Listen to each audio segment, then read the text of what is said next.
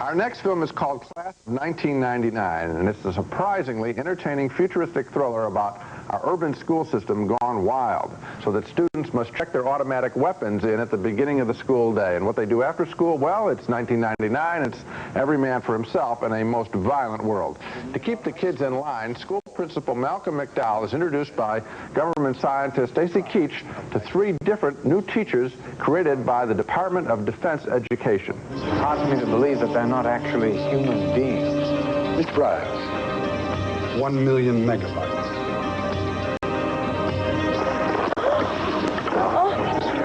With the robotic teachers looking on, we meet some of the students as they arrive at this prison masquerading as a high school. Any student caught on school premises with an automatic weapon will be detained by school security and turned over to the proper authority. The action is outrageous in this movie. For example, when it comes time for teacher Pam Grier to discipline her student. It's not very cool.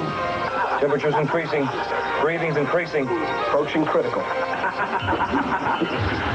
Baby, can't you see I'm trying to conduct a little business here? Not in my class.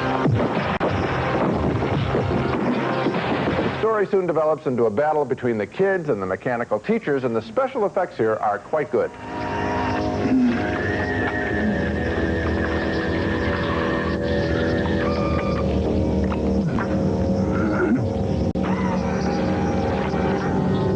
That's good stuff. Class of 1999 is a film with modest goals, but it achieves them, I think. The teachers are all right, the special effects are great, particularly at the end of the film when the robots start to disintegrate. I've seen that stuff before, we've both seen it, where they have all this plastic parts and all these things. This time I think it really worked. The students are portrayed as dullards, which is fine with me, and I guess that's the way director Mark Lester sees the world developing in a few years. It's a modest film, but I thought quite entertaining. Well, I'll agree with you on one thing, and that is the quality of the special effects. There is a lot of love and work and hard labor and effective imagination that has gone into the special effects in this movie, into the robots and into the violence in general. And incidentally, the violence level of this movie is, if anything, higher than the Schwarzenegger picture. It's a very, very violent film.